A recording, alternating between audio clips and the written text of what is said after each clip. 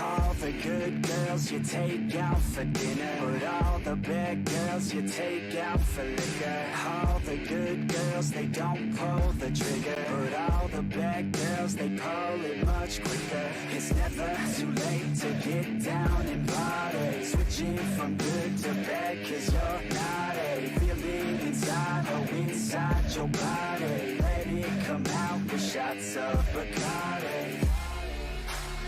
Let your body go. We'll take it nice and slow. Just let your mind be free and come in close. All the good girls, they go to heaven, but the bad girls, they get backstage. Oh, the good girls, they go to heaven, but the bad girls, they get backstage. All the good girls, they go to heaven, but the bad girls, they get backstage. All the good girls, they go to heaven, but the bad girls, they get backstage. All the good girls, they go to heaven, but the bad girls, they get backstage. All the good girls, they go to heaven, but the bad girls, they get backstage.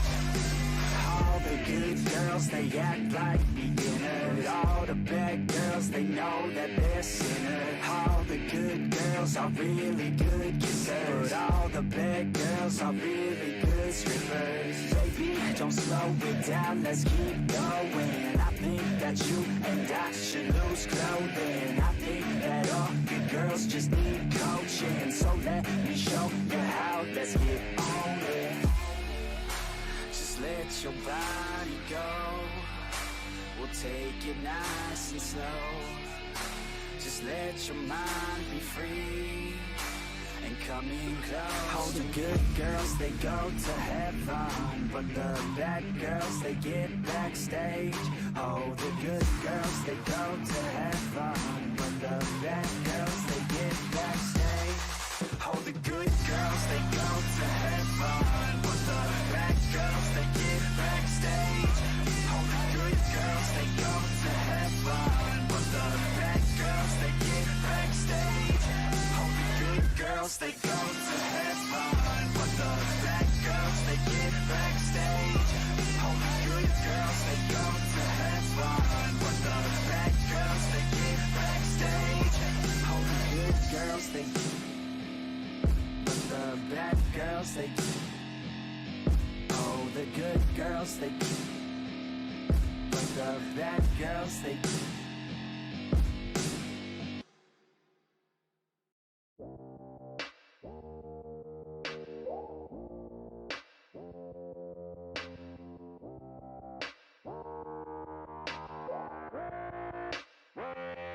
She just wants to flirt, so I flirt right back.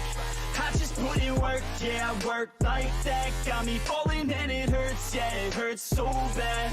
All in and it's worth everything I have. I could feel the butterflies multiply every time I meet your eyes. Amplified deep inside, once I feel your skin on mine. Though I try, I can't hide all the ways I feel inside. You're everything I want in life. She just wants to flirt, so I flirt right back. I just put in work, yeah, I work like that. Got me falling and it hurts, yeah, it hurts so bad. All in and it's worth everything I have. Got a body and she naughty, never want her off me. Hot like wasabi, hot like some coffee. We drink like a hobby, like to get sloppy. We ain't never stopping. Yeah. I just wanna drink with this girl all day. I don't wanna think, I just want to play. Keep me underneath the sheets while we sleep all day. I just wanna feed everything I crave. I recall the first day that I met you. How could I forget you? No, I don't regret you. Hope I don't upset you. I miss laying in bed too. Your head up on my chest, you were never second best, boo. Sipping on some liquor, we remember all the good times. Live a little quicker, thinking bigger, wish we could climb. Look up in the mirror, seeing clear for our first time. Just a couple sinners, man, I wish I could reverse time. Yeah, we fake it till we make it, or we break it, often hated, getting faded, getting naked. Every time I feel impatient, and sometimes I can't escape it. I just wanna feel you shaping, like my dreams, I can't sit back, I have to chase them. She just wants to flirt, so I flirt right back. I just put in work, yeah, I work like that. Got me falling and it hurts, yeah, it hurts so bad. All in and it's worth everything I have. She just wants to flirt, so I flirt right back. I just put in work, yeah, I work like that. Got me falling and it hurts, yeah, it hurts so bad. All in and it's worth everything I have.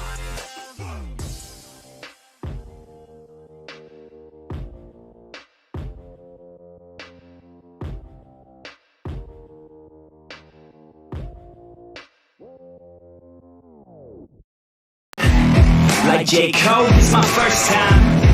Goddamn, man, she's so fine. She got a body and a sharp mind. Not a nine, she a straight dime. Short skirt and some hot socks. She finished out. Are we live? All right, we're live. All right, so today, kind of a special deal here. I'm starting to stumble over my words. But no, like I've said in the past, I wanted to do a little different thing, get our local people, our local interesting people on here, and kind of interview them, give them a place to a forum to speak. So today we've got with us Sarah Cole.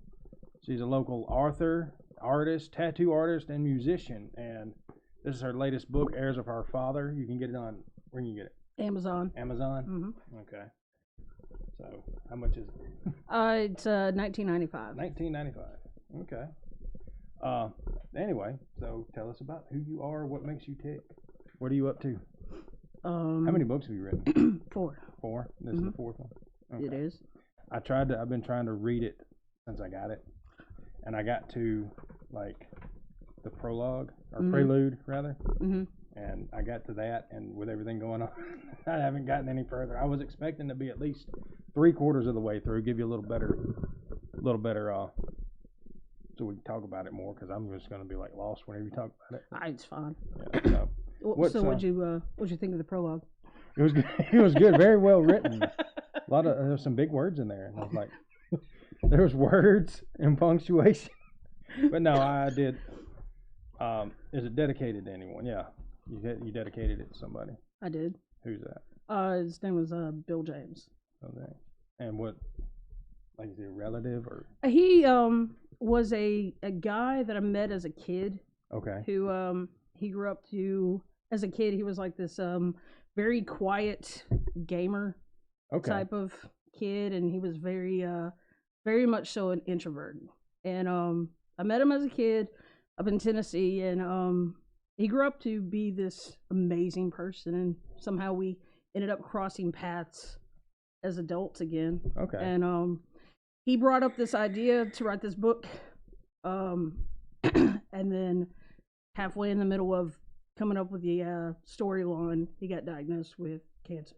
Oh. Yeah. Okay. So he passed away before I got finished, and that's where the dedication comes from. Okay. What was like the inspiration for it? Honestly, it was a lot. Being a tattoo artist, I have a lot of clients who are veterans, and a lot of them deal with PTSD and anxiety. And so I wanted to basically write something that gave civilians a window to kind of look and see what it's like for some people that struggle with it. So that's the whole premise behind the book, along with it. And it's about a tattoo artist that's also a veteran. Yeah, well, Or a shop owner that's a veteran. Or? Yeah, he's just a tattoo artist who became a shop owner who's a veteran, and he struggles with PTSD. Okay. Yeah. Okay, that's cool. Anything else? It touches on different aspects of PTSD. There's complex PTSD and combat PTSD. There's 3 different characters who have PTSD, and it's all different how they deal with it. Yeah. And there's a bunch of little sub stories. It kind of touches on the whole aspect of the legality issues dealing with tattoo artists and what we go through to run a legal shop versus people that tattoo from their house and tattoo out of the kitchen. Yeah. Gotta love those. I've seen some good work come out of a kitchen. Yeah. Few and far between. Like one time. At band camp. One time at band camp. All right, and where are you from originally? My parents. Like, where do you hail from? My dad was in the Air Force, so I kind of grew up here and there. So wherever you were at is where you were from? Yeah, I spent a lot of my teen years up in Canada, and I have this reputation here of being Canadian, but I'm really not. So okay, yeah. So I've known you for 5-6 years, maybe. I have a bad habit of like hearing half of something, and for the longest time I thought like some of your family, like maybe grandparents, or something came from Russia. Like they immigrated here, had kids, and you were the grandkid or great grandkid. Yeah, yes, we'll go with that. That's such a cooler story. But I don't even know where Russia came from. You were talking about some of your family, and then you said something about Russia. Maybe a white Russian? I don't know. I don't know. I don't know where Russian came from. But for like a long time, I thought you were like had Russian heritage. No, actually, my great grandparents, I guess their parents migrated from Ireland, and my great grandfather was the first born to the United States, and such like that. So, I mean, you're a quarter of the way right, a little bit, I guess. As far as the immigrant, yeah, the great grandparents being immigrants. Yeah, but I think that's all of what this country is made from. Yeah, just a bunch of immigrants. Yeah.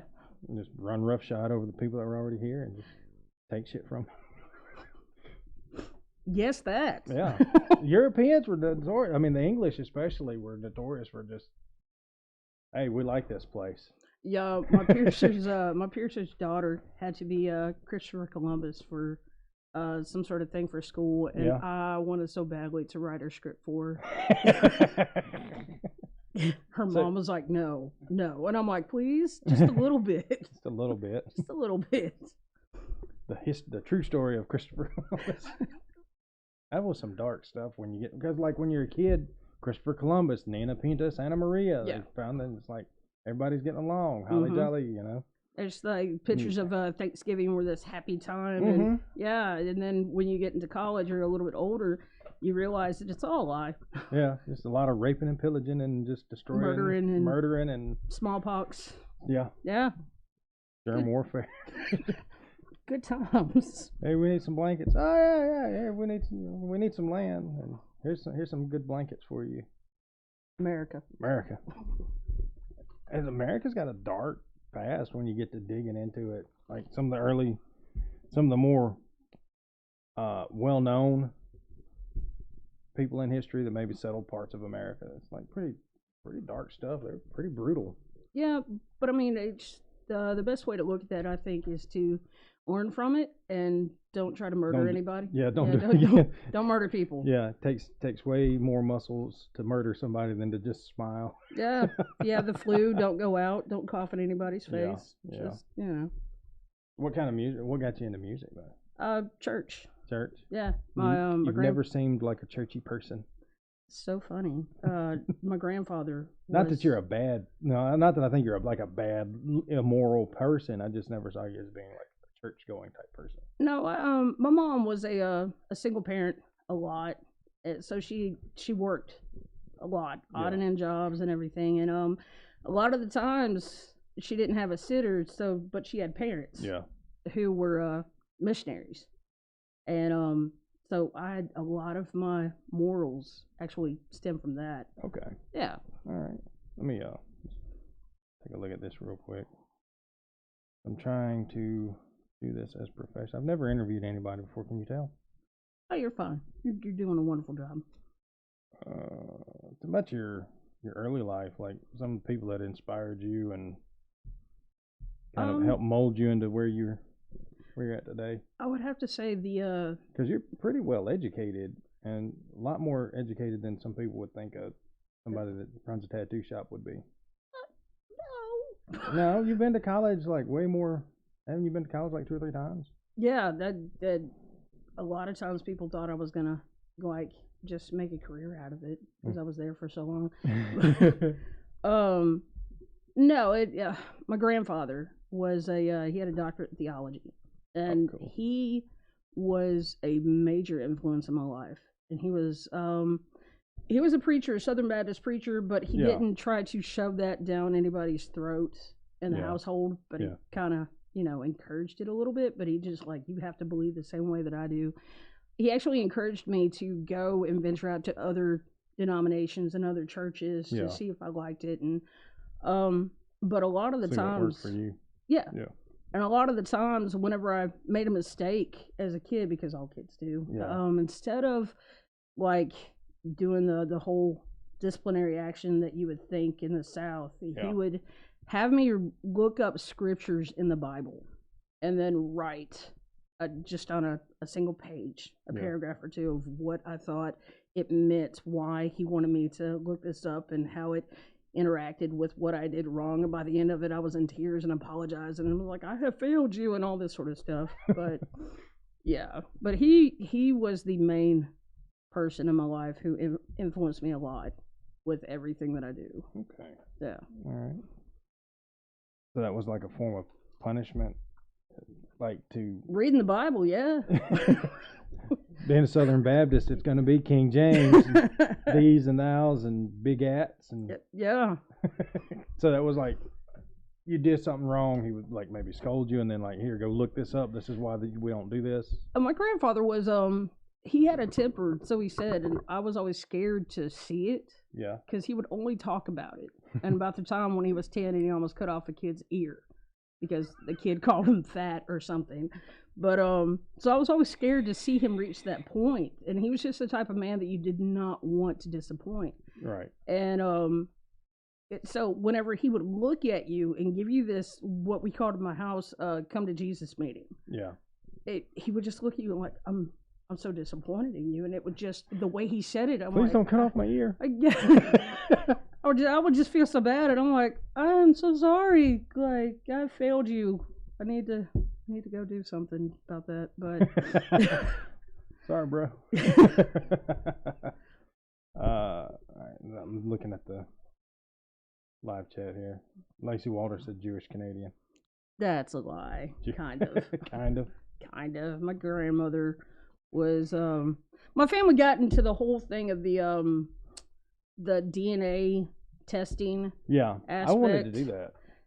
I thought it was a waste of time because I'm like, it doesn't change who you are as a person. Yeah. You get to know where you came from and great. Yeah. But come to find out, I'm like a quarter Jewish, which I guess that explains the nose. Maybe, I don't know, but nobody in my family has this nose. It's just really? There. Yeah. It's not the milkman's nose. No. Well, I thought for a long time, and I'm like, I'm adopted, maybe. Yeah, I've been wanting to do that too. The DNA testing, like the 23andMe. Mm-hmm. I haven't done it yet. Why? You're scared? Scared of what you're gonna find out? I'm gonna. Because for the longest time I thought my heritage was like Irish, German, Scottish. In that area. Those three. I'm scared it's gonna come out, and I'm like Mexican. No, that wouldn't bother me at all. I dig the Mexican people. That'd be great. You kind of look like you could be Hispanic a little bit. A little bit, yeah. Maybe, yeah, sure. Whiter than snow and blue eyes, yeah. You didn't get much sun. It's fine. No, I like full blown like English, like British, and because I've got like big front teeth and a big nose, I'm like, yeah, I'm probably English. I'm probably like Prince Charles's cousin. I don't think that's how that works. I don't know. You always see like the caricature of British people, and they draw them with like big noses and big teeth and kind of a snotty attitude, and like I already have 3 of those things, and according to some people, What got you into like music and art? Church was where the music came from. Oh yeah, you told me that. I guess art. My grandmother, she used to teach art, and my aunt, she's an artist, so that's family. Just family, just yeah. those. Okay. So So how did you go from putting ink on paper to putting ink on skin. Long But you've told me this before, but just like start over like I don't know. Oh. Pretend like I don't know. After I graduated with my undergrad, I came back home here thinking I could establish some sort of job like with words and writing and everything based on my degree. Not in the Neshoba County. No, not in Neshoba County because you have to be related to somebody. And people kept asking, "Oh, are you kin to the Coles here?" And I'm like, no. Should I be? Like, who are these people? Will they adopt me? And will it further my career? Yeah, it's like, are they good people? Are they the mafia? Like, what's going on?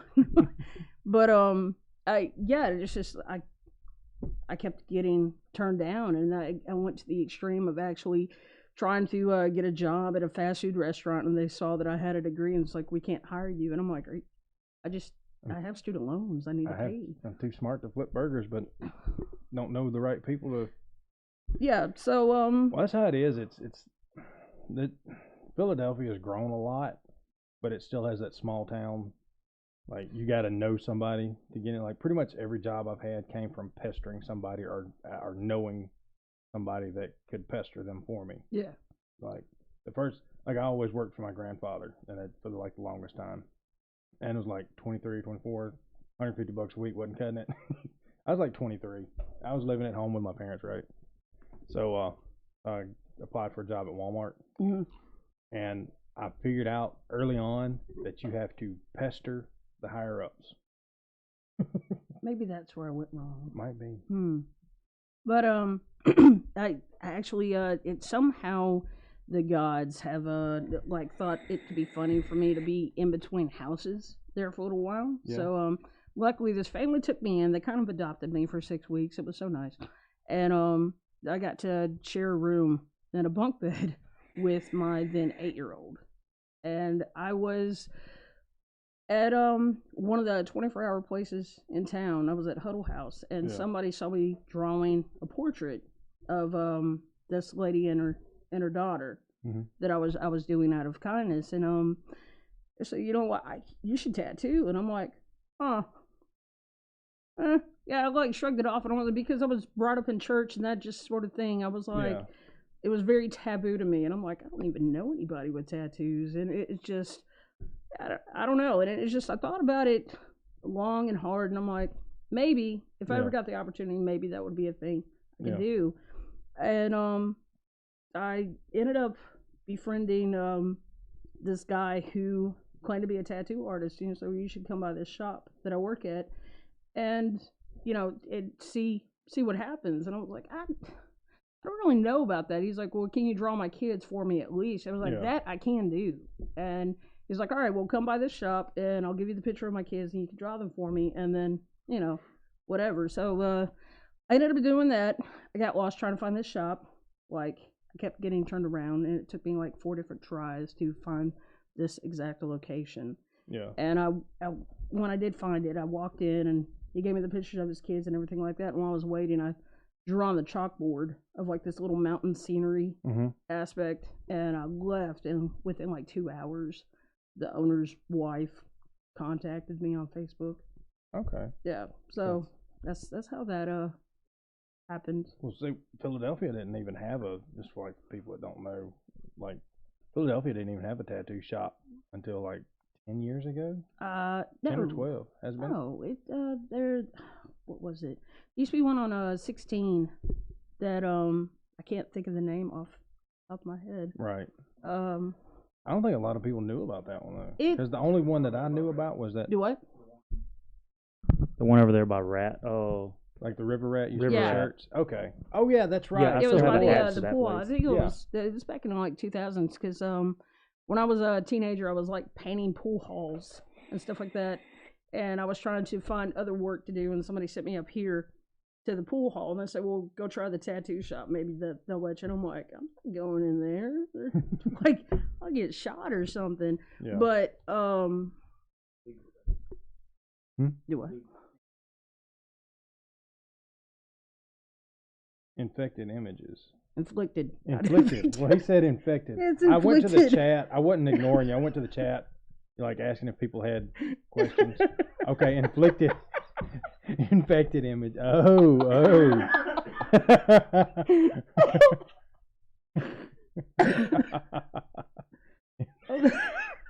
That's so bad. Now, see, that was on the list of things that we wouldn't say anything.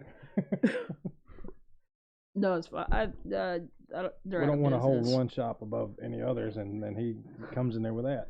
No, they went out of business for some sort of disagreement or something. See, the only one I knew about was that one, like, on Main Street. Yeah. They've been there, they're like the founding fathers of successful tattoo shops. Yeah. On the main drag. Yeah. In the Bible Belt. Yeah. In the buckle of the Bible Belt. So, all right, and this is a question from the chat from Save It Clint. What's the favorite part of your job? The tattoo? Yeah. I'd have to say interacting with so many different people. It gives me such a rush to listen to this one person who one person will come in and they'll talk about their life, or they might be a soccer mom, and it's the only time they get to go out and interact with people without having to put on a front is when they do come to get a tattoo. And then somebody else, and somebody else will come in and they've been on 3 different tours, and it's just and they're so quiet, and you're like, yeah. Oh, they've seen some shit. Yeah. Yeah. So it's so much of a diverse interaction with people from one end of the spectrum to the other. As it helps me with character development with writing. So you go from boring soccer mom to veteran, hardcore, Yeah. Okay. Let me see. Sorry, I hate dead air. All right. What got you into writing? I grew up with an older brother. Okay. Who I was like, did I already ask her that? I'm like, I don't know. No, I grew up with an older brother who is very charismatic. If he's in the room, he's going to steal the show, because he's always been really good about that. I've always admired him for that. Me, I'm usually stumbling with my words and yeah. And kind of like how I was earlier. Yeah, but writing, it allows me to kind of speak my mind about things, and it's like if you're reading what I've written, you have to listen or read, I guess. Yeah. Okay. All right. Yeah. And your first book was what? My first book was Escaping Serenity. Okay. Yeah. What is that? It's basically told from the perspective of a child who grew up with a bipolar schizophrenic mother. Fine. Yeah. They should make that into a movie. Yeah. Kathy Bates. Yes. Yes, she should be the mother. Have you seen? You've seen Misery. I have. I love that movie. That's not what happened last week. Hobble his legs. That is such a fear of mine. How does one go from to write a book to get it published in a tangible? Everybody's going to ebooks these days, but yeah. I like this because I'll have this. Well, I won't have this. I'm gonna give it back because I'm gonna buy my own copy. I'll eventually swear to God I'm gonna read it. But I like having something hold it in my hands rather than scrolling through a screen. You know what I mean? And so everybody does ebooks, and to me that just seems like not true to the art, I guess. Well, it's not hard these days to actually publish a book if you self-publish. Okay. The hardest aspect of writing a book is writing the book and making it legible.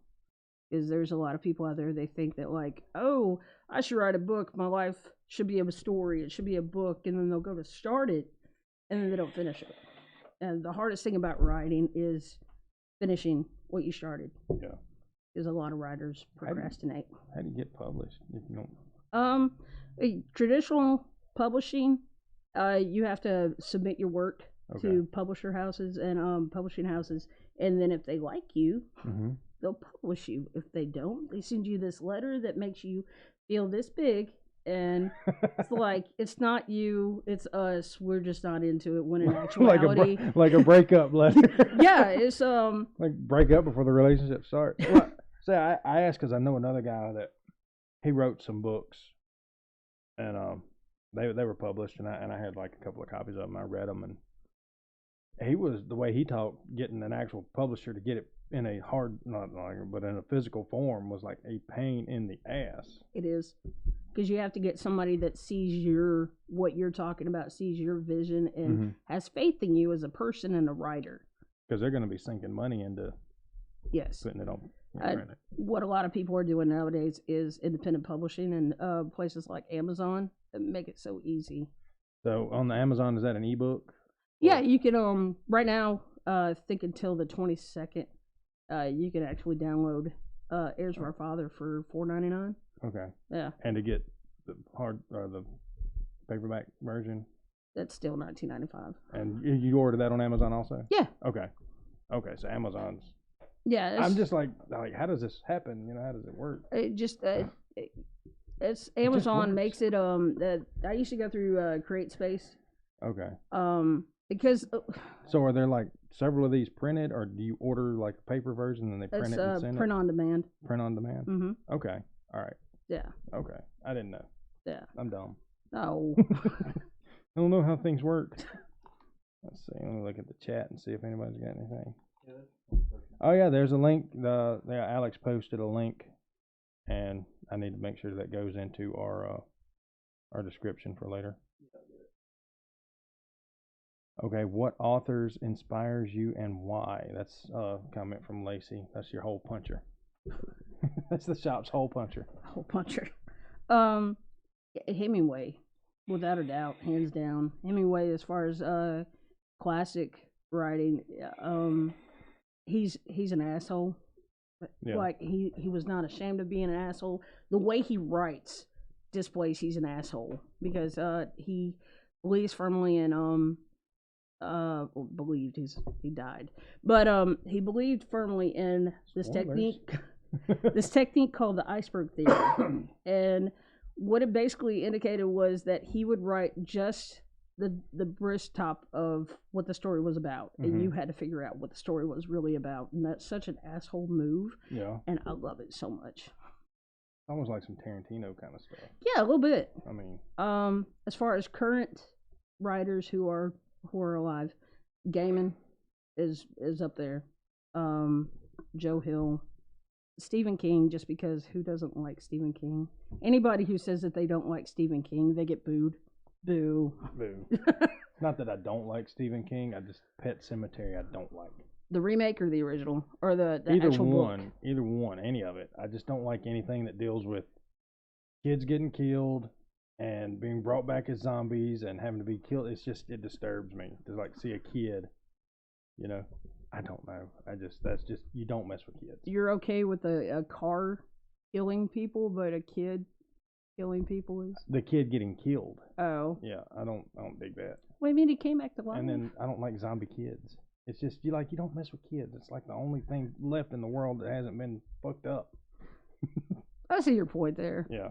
Yeah, Pet Sematary was not really my favorite, but it the sequel was great. Well, they were furlong. No, that was horrible. It wasn't Edward's fault, just in case I ever get to talk to him. It was the writing. It was too big and they just put him in whatever. Yeah.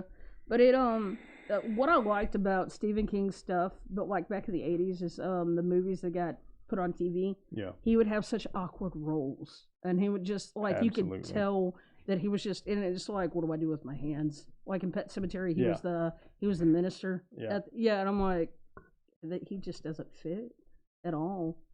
As that was my favorite part of the remake of It, where he was like where I'm like, oh yay, he's using his hands.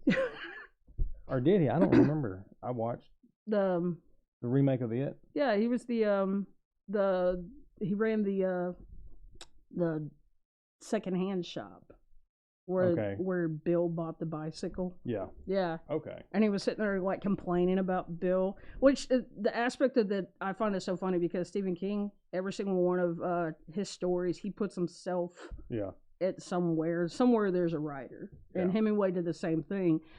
So Stephen King making fun of Bill's character's writing as a writer, I kind of laughed hard over that. I'm like, so other writers make fun of each other. I make fun of myself all the time. Do any of your characters, and I know the character of this book is based off of someone we know. I mean, it just has to be. Veteran shop owner. Oh, all fiction writing. Maybe in that point. I haven't got to read it ideas. Yet. I get ideas from all of my stories, all of my books from true to life. Like there is some aspect of truth in every single thing that anybody writes. That's just how you write. Take what you know and put it in. Okay. You ever thought about doing anything like science fiction? Like, I'm actually currently with my next book that I'm working on currently is more of a sci-fi fantasy book. Cool. Heck yeah. Hopefully. We'll see how that goes. Sweet. Spoilers. Like what? Like future sci-fi or current sci-fi? It's like more. It's like I feel like such a sellout. It's more of a sci-fi is awesome. No, it's more like a cheesy teen romance thing with some magic and get some magic vampire aliens. They don't sparkle. They should sparkle. No. They should glisten. They should not. Just have them sparkle from their ass, like when they fart. Like their race, when they fart, it's just sparkles come out of their ass. Whoops. Pixie dust. Yes. So much. When. So I'm gonna get Brittany to come ask questions in chat. Okay. Good, because she loves. I'm sinking here. I'm struggling. Yeah, I just messaged her. So okay. She should be here pretty soon. Okay. You're doing okay. I feel like I'm struggling. You're not struggling. I'm like. This is like us at the shop, except I'm not stabbing you. At 2,500 RPMs a second. Yeah, which I need to get some more work. Whenever I graduate, police academy, I'm gonna get a police tattoo. Awesome. I was gonna do it when I got in, but I didn't want to jinx myself. Yeah, I wouldn't suggest getting any work done while you're in the academy because I don't know what. Well, it's part-time. It's the part-time academy. We get together twice a week, and we don't live there. Whereas regular academy is there 4 days a week, and they live there. Oh. So it's the same class learning. It's the same. We're learning the same things, but it's like we're not doing a lot of. We don't PT. We don't run. Why not? Because it's part-time. You have to pass a PT, but it's as far as like being a boot camp. It's not. That's not what it is. That does not compute. Okay. So to work as a full-time officer, you have to go to a boot camp, like military like. You live there, they wake you up, they yell at you, they scream at you, and you march and you run and you jog and you go to class and you do it again and you eat, and you go to bed and do it all over again for 12 weeks. This is spread out over the course of 24 weeks. We go to class 2 nights a week. And at the end of it, if we pass everything, we graduate. We have to pass a PT to get in. You have to pass a PT to graduate. But as far as us, it's not like a boot camp. We can live a regular life while we do that. And I'm starting to wish now that I had gone through the 12 weeks, not because of anything. I like it. I'm learning a lot. Just ready for it to be done. How much longer do you have?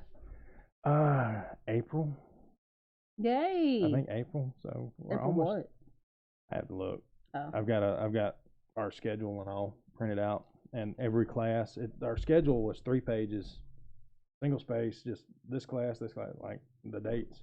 There's 3 pages, so we've done a page and a half of schedule wise. Oh wow. Yeah, so I highlight through like every class, like we did fingerprinting, learning how to take fingerprints at a crime scene, and for like the most boring classes was also like the most important. Was the law classes. Mm-hmm. That's like the main point of the job is like the most boring part. This law is this, and this is how you do this. And I mean, like that's usually how it is, though. Yeah. Yeah. That's like the most important part of it. But do you ever make police academy references? I don't think anyone would get them. I think there's like 3 people that would get them. That's sad. I'm 38 and. Like there's one other person in there. He was a cop, a full-time cop, and he got out of it for a few years. And lost his certification, and from what I understand, which I don't know all the ins and outs of it because I don't.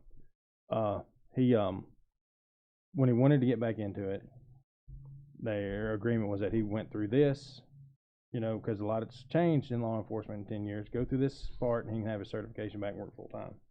So he's the only actual legit cop there. You know what I mean? Because I work with another cop. I patrol.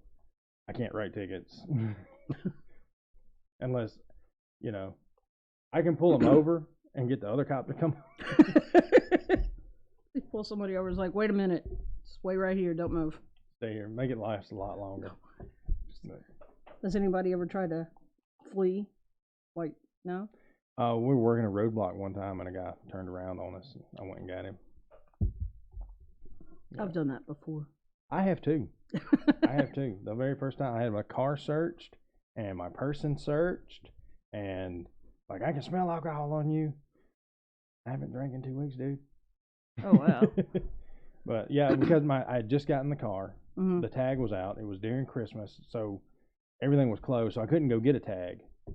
So I saw the roadblock. I'm like, yeah, I don't feel like doing this. And then turned around, and here they come, blue lights. I'm getting patted down, searched, everything, and oh wow. yeah, going through everything.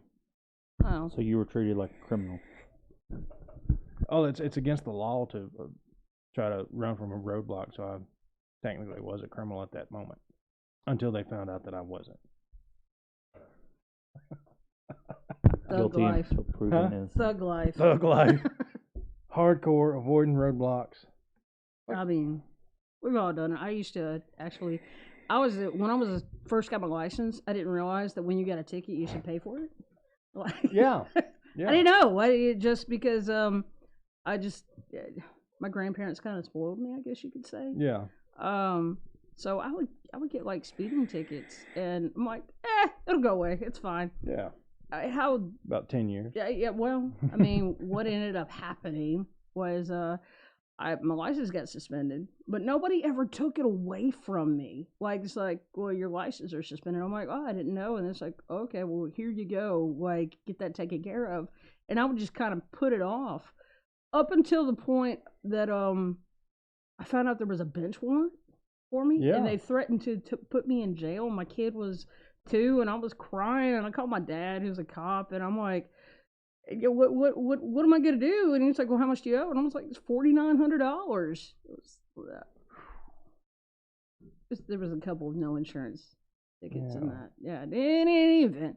And he was like, well, let me talk with your stepmother, and I'll call you back. And I'm sitting there thinking, my dad's gonna take care of this. It's fine. I'm good. I'm safe. I'm not gonna go to jail because I would not last in jail. I know me. He calls me back. He's like, well, if you go to jail, we'll take your daughter for you. And I'm like, we'll take care of the baby. Yeah, and I'm like, thanks, Daddy. And I hung up, and I'm like, I don't know what to do. So I ended up convincing the judge in Newton County to not put me in jail. I told her, I was like, well, can you please just let me make payments? And she's like, you've had 10 years. And I was like, well, how many 21-year-olds do you know that are responsible? And she's like, well, I don't know any. I was like, exactly. Boy, just help me out here. And she's like, if you miss one payment, I will come personally and take you to. I'm like, yes, ma'am. And I ended up paying it all off on my own. Yeah. And when I got my license back, I drove up to my dad's and I showed it to him. I was like, I did this. Ha ha. But now every time I see a roadblock, there is a part of me that still is like sinks. Yeah, and I'm like, oh, wait a minute. I have my license. It's fine. I'm not a criminal. Insurance. I'm not a bad person. Yeah, I pay my taxes. Adulting. Adulting. Hashtag adulting. It sucks. Yes, it does. I should have stayed at home. I lived with my parents till I was 23. But I wasn't just like a bum, sleeping on the couch. Sometimes I did, but most of the time I was working. I was contributing to what was going on. I was smoking again. I vape too. I'm tapering off. Yeah. Because I just got to the point where I just do not like it anymore. But I invested money. You're just not a hardcore tattoo artist if you don't smoke. like I know a handful that don't smoke. I've seen a lot more that smoke than I have that don't. I know that I hear so many stories about people say that they'll walk into tattoo shops and tattoo artists are smoking like in the stations, and I'm like, and part of the germaphobe in me is like, no, that is not good. It's cross contamination. So many things can go wrong. How do you tattoo while smoking without smoke getting into your eye? Yeah, we'll just stick that in right there. It's like a little bit of ash falls onto the skin. Yeah. It's like, it's fine. It makes the ink set better. You've done probably half of my tattoos. Oh yeah? Yeah. Yay. Like, you did the biggest part around this one. Yeah. And you did this one. You're gonna do the other one. I've only got this one is like one big piece, but it counts as two because I had a piece that was done somewhere else. Yeah. So that's 1, 2, 3, 4, 5. I got 5 tattoos. You got more than me. You've done, yeah, I know. Yeah. You'd think you go into a tattoo parlor, everybody'd be sleeved out. And I'm picky with my artwork, and the guy that I go to is in Yazoo. Mm-hmm. And for me to go get a tattoo from him, I have to have the funds to do that. But B, he has to have the time. Yeah. So you have to close down the shop. I have to, and on top of that, I have to come up with a design that I'm okay with. I can't just get, I'm real picky. Yeah, okay. I understand that. I'm all for somebody who comes in just off of a whim and gets whatever because, Hey, money is money. Money is money. But me personally, it has to mean something because I don't want to just have something to where I look at it years later, it's like, I don't even know why I got that. Yeah. Yeah. I have one that's like that. And I like it. It says Sub-Ohm Army, and that was the name of our group because we vape, and Sub-Ohm is a thing in vaping. The Army part. I didn't think about it until like a couple of years ago because like when I started working out again and I felt good like wearing shorter sleeves and stuff. All you could see is that, and I had like 2 or 3 people say, "Oh, what brand's Army?" Like, oh, that's not right. So I need to get that. Do something with that. Put something else around it. I'm surprised nobody has like tried to beat you up over that. I try to keep it covered. Like once it was brought, like when I wear a sleeveless shirt, you see Sub-Ohm Army, everything's cool. Everybody knows. That's not right. Really Army. Yeah. It's just the name of the group. Yeah, it's what But when you see all that, that's like, oh, I need to get rid of that. Yeah, from what I found out with working in the shop is that people who claim to be in the military, stolen valor, I hate that. And then they haven't, or they flunked out of basic or something like that. It's just like that is a big no. Yeah. Like, and there's so many jokes that happen. Yeah, don't blow your knee out in basic and then try to get a veterans discount. I mean, it's cool that you were trying, you were making an attempt. There's no shame in that. You blow your knee out or something. It's just with the veterans that I do know, it's like they hate guys like that, or women. I don't know. I mean, women. I don't know. It's always, you ever go on YouTube and just watch the stolen valor videos? No. Where people just call them out on their bullshit, and they're just like, I need the only military experience I've ever had, was State Guard. It's a volunteer unit. There's no basic training. Well, no boot camp. Mm-hmm. And it was there to be a supplementation for, like, if there's natural disasters, ice storms, tornadoes tear up a town, there's a military presence that operates, with the other military to help clean up, whenever they, like, activate National Guard for things. Yeah. We would be there to help. That's the only military, I mean, it's recognized by the Mississippi Military Department, but I was never in the military, you know what I mean? That's still something I wouldn't want to do. You have to deal with civilians who are in a state of shock. Yeah. Those are the craziest people. Mm-hmm. It's like, and it's a lot of guys who they go overseas and they deal with chaos. Yeah. They could still separate themselves when they come back home. Yeah. For the most part, because it's, they don't have that issue here. Yeah. To whereas people that have to deal with chaos on the home front, no. Yeah, like the only time you in the volunteer units is, the only time you're a soldier in the volunteer units is when you're with your unit. Okay. So like, out and about, you're not. Still. You still wouldn't say. I couldn't do it though. Yeah. That I would be like, I don't know what to do with my hands. just Like, like deer in headlights. Yeah. Like, I mean, and I went through their initial training, and they marched us around, but it was like 2-day drills, and it was all classroom work, and we did some marching and like that, but it's not the same. You know what I mean? Yeah, It's not the same. I still couldn't do it. Yeah, So I like my job. it's a good idea on paper. Me personally, I think there needs to be a little stricter entry requirements. They just let anybody in. Pretty much. I mean, they have to pass the background checks. They can't be felons and criminals. I mean, they do it military. Yeah, like background checks as far as like felons, or do they have to like pass like a mental? I never went through a mental examination. I wonder. Yeah. Huh. I mean, it's a good idea to It have doesn't mean that it. to have some dedicated civilians who are willing to sacrifice their time to get some good training to help when shit happens. Well, yeah, no, I agree Yeah. with you, but it's as far as like the testing, the scanning and stuff like that. I wonder if they take people with questionable mental stability. Like, Well, I don't know. I mean, I've got friends that are in it, and they're like, man, that's a good thing. I commend you for that, but I think that there needs to be a little stricter policies for getting in. I can see that. Because I showed up, looked like Joe Shit the Rag Man, and they swore me in. So you're good. You're good. They swore me in, got all my information, run a background check, swore me in. You're good. Fall in. Yeah. Yeah, and that's he's actually watching now. They have a hard enough time getting people to volunteer. Oh yeah. Yeah, he's actually, and he's a sergeant in it. Oh yeah. Yeah. And yeah, it just wasn't my thing because I know me, and I know me, but I don't know what level everyone else is on. Mm-hmm. Like if we're gonna be sandbagging a place or having to load boxes, and then somebody's gonna complain about their knee that they fucked up 30 years ago, and then put more work on the rest of us.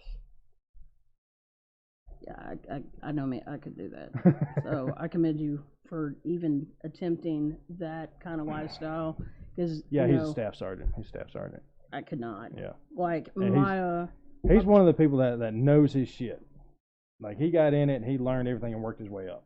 my foster brother Johnny, he enlisted Mhm. back in Go 2001. Yeah. And he was like, we should go in together. It could be a buddy system. I was like, yeah. He was like, you don't have any direction in life. Yeah, and like this is back when I was in shape and all this sort of stuff. And I was like, I'm not sure, but okay. He was like, yeah, we can get stationed wherever. We can do this together. This thing we could do.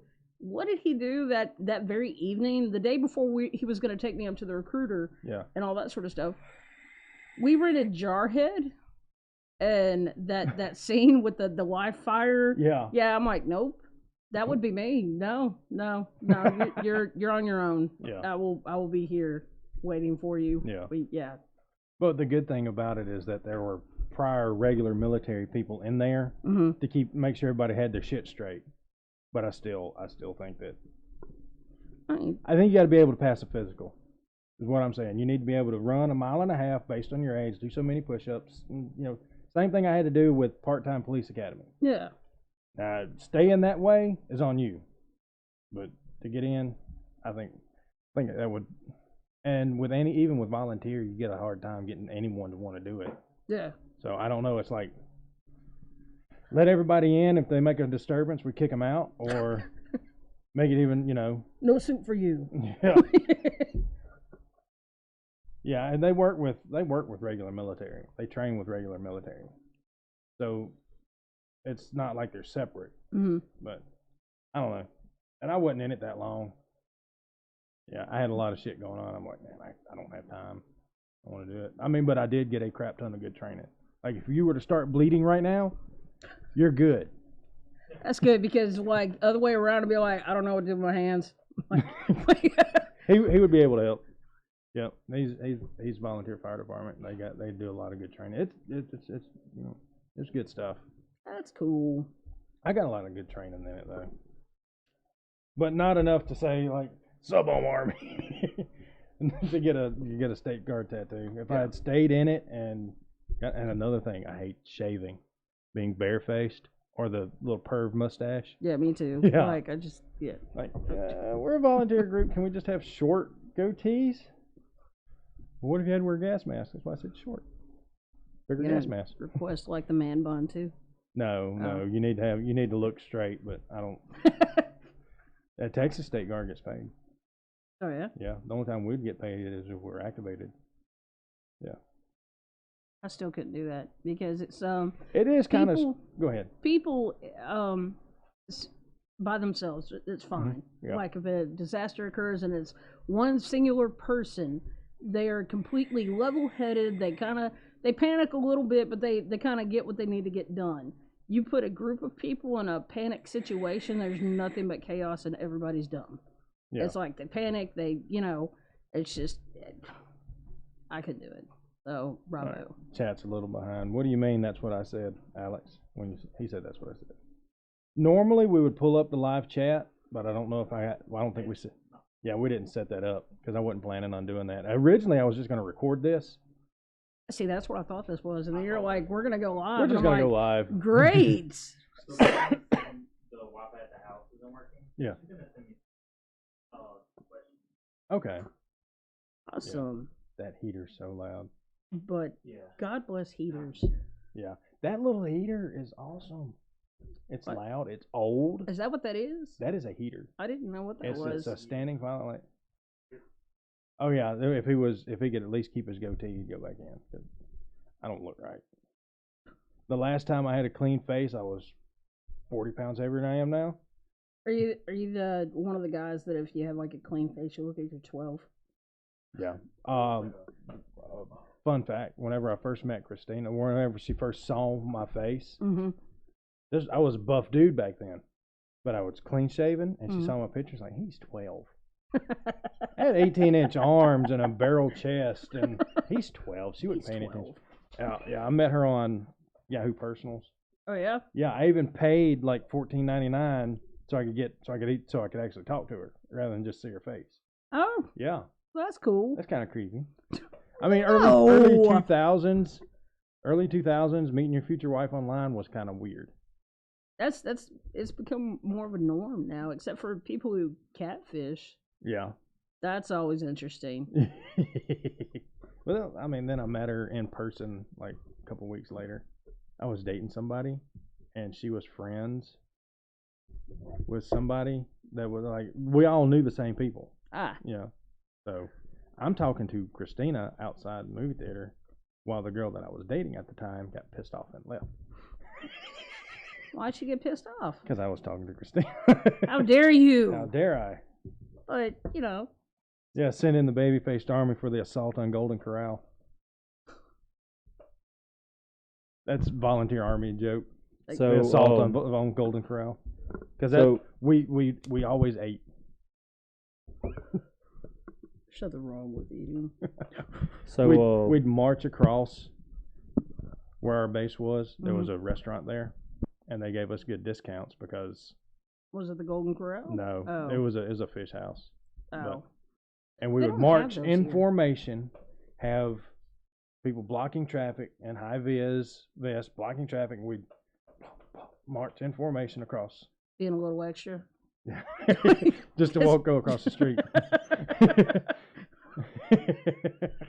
It's not extra at It all. was fun. It was fun. I had my first panic attack sitting in an emergency first aid class, basically. Those are fun. I experienced didn't. one I'd never not had too long one. ago. Really? Yeah. I'd never had one at the time. I knew I had like anxiety Mhm. when I was around a lot of people, but I'd never had this before, and I was just like, I think I'm having a heart attack. And I was over it. But the anxiety, after a bad panic attack, you still have a lot of anxiety, and you're real pissy. I was like, I'm done with this shit. Fuck this shit. all right. So Brittany sent me some questions. Okay. She said, "What is your opinion on reverse harem?" Reverse what? Harem. Explain what that is, and I can tell you. You know what a harem is? No. Okay, it's like a king, and he's got all these women that he does things with, Yeah, Okay. and he just has his pick, and that's all they do. like multiple partners. Yeah. is pretty much. He could what just it have his is. pick, and they all, that's That's it. what- That's their yeah. whole existence is to be the king's booty call whenever he needs it, because he's a king, and you can't be looking for that shit when you're a king. You got other shit to do. What is my opinion on that? Yeah, Yeah. like a reverse harem, like have a group of men. Because that's what That's- Brittany that's reads. all No, they do. no, that's the why would you do? No, there's so much What I no, say. so much no to Yeah. that. That's what we all say. Yeah. No, it's the reason being it's like you have too many. I'm having a hard time keeping one happy. I don't need 8. Which I'm what sucking at just one. the problem with dealing with multiple partners that you that a lot of people will come into see is that like the crazy will come out. Yeah. The jealousy will come out. Somebody's crazy will come out, and then somebody's going to do something stupid, and then you're just looking at it like, what do I do with my hands? So it's no, that's a bad idea. Yeah. Like me personally, I mean, if that's your thing, go for it. Just stay safe. Not my thing. Don't say the wrong name. Just keep your hand. That's what you do with your hands. Just don't say anything. So you said she reads reverse harem? That's what Brittany reads. Oh, is it a series of books? Yeah, like she Probably reads. a genre. It's a genre of books. She reads probably like 5 or 6 books a day. Oh God. I wish I had that time. Me, Yeah. I wish I had time for one book. She reads ebook. Like I pay for Kindle Unlimited just so she can read books all day. That's all she does. Well, she goes to GED classes too. Oh, But Oh, I didn't know that was a genre of books. hey. you know all those books that she's always reading, or when she's always reading, it's Yeah. something like that. She's a very horny person, isn't she? Nobody can see me. The concubine, yeah. Oh, my foot hit the switch. Oh, anyway, what was I talking about? Talking about military, and then I talked about that, and then we started talking about professional sex slaves. Now where are we at? Hey, I sent the questions Brittany had all sent to JAKLIVE. If you want to go read them, I'll let you read them. All right, let me just scroll through here. Yeah, I should have written all these down instead of relying on my phone. It's fine. Next one will be better. What I'm waiting on the chat on the questions to come will in. it be? It's still sending. Still sending? Just connect to the Wi-Fi here. Yeah, I don't think it's going to slow us down that much. So what kind of movies do you like? Well written. Like I love. Well-written movies. It's just there's nothing sadder than watching a movie that you have really high expectations for and it sucks. Captain Marvel. It was better than what I thought because I actually watched it not too long ago with the whole Disney Plus movement. But it's like we were saying earlier at the end, I was putting up with all the changes, even with the title and everything like that. Yeah. When I got to the end where how Nick Fury lost his eye, I'm like, that's not what happened. And it's just like, damn you, Hollywood. Yeah. Yeah. They were putting a lot of... I don't have a problem with all female cast and strong female characters. I have no problem with that at all. But when it gets to a point where they put the men in such a bad light, you know what I mean? Yeah. Like the men are the, damsels in distress. Like they're the bumbling idiots. It's like, come on. Those are usually the type of guys that I attract, though, so I can relate. The beta males. There was an article somebody posted. Strong women had rather be alone. That was you that That was posted me. that? Okay, I couldn't remember who posted it. I was blocking the road waiting on air care to come in. Yeah. That's like if air care has to come in, we block that little road. But that goes between like the Dollar General and the hospital. Okay. Because you get a lot of looky-loos that want to get right up there on top of them. That would be me. So we'll get at one end and somebody else be at the other end, and we'll just block it and kind of keep people from going through there. So I was reading that. waiting on air care to show up. I mean, there's nothing I could do. But, It's just a lot of times it's from my experience, there's a lot of guys that think that they are like a 10 yeah. when in actuality they're a 4. and their egos get in the way of things, and they come across like jerks, and it's just like and I'm really not that strong as a person. I'll run from a bug in a heartbeat. Yeah. Like, like any kind of bug, spider, moth, Yeah. roach, whatever. I scream like I'm 10 and I run. Like, I'm not even exaggerating. People think I exaggerate, and then I see a bug, and no, I just take off. It's like you're on your own. No doubt. But it just, I related so much with it, because it's just, the older you get, the more it's like, it's so much easier just to deal with myself, and it's just like, I'm not gonna settle for somebody that thinks that I should, give up my career for them, because their career is more important than mine, and it's just, Well, everybody needs a thing, some kind of outlet. True, but I'm stubborn. Yeah. Just, So, and if your outlet's making you money, then. Yeah.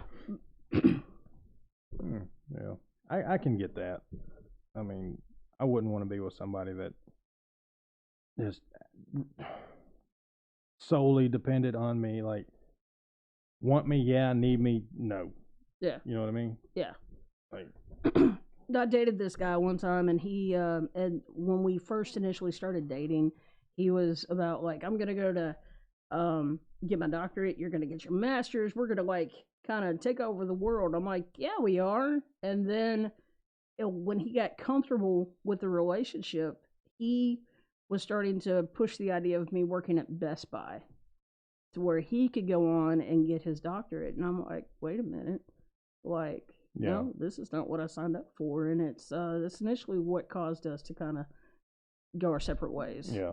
Because I just, no. I'm all for, if they're worth it.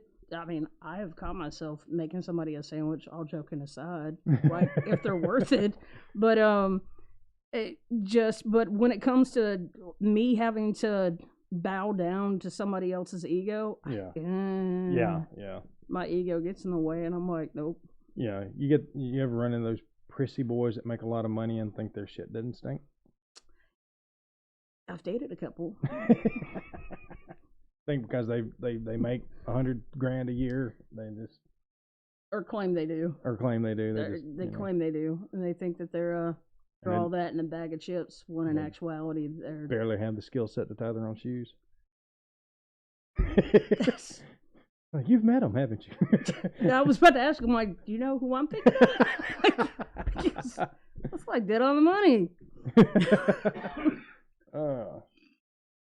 Anyway, like, we were talking about movies. You're talking about like well-written movies. Yeah. But what I think my all-time favorite movie is probably Singing in the Rain. Oh, mine too. Seriously? I love Singing in the Rain. Oh my god. You should, like, Kyle. That's one of his big movies too that he likes. So we've just busted out into song. Oh, I love that movie so much. In a public place, just start singing like a song from it, or. If I do that in front of my kid, she gets embarrassed. Like, she is not. We do it to she's embarrass not other down people. with the musicals so much. Yeah. But Adam Sandler is his stand up is not what it used to be. But his movies, I love his movies. Yeah. I listen to Hanukkah song every year. I'm not even Jewish. I don't celebrate Hanukkah, but I like the song. Yeah. I need him to come out with another version of the Hanukkah song. I think he's only done 3 versions of it. Good luck with that. Don't hold your breath. I don't think he's. A girl can dream. Because a dream is a wish your heart makes.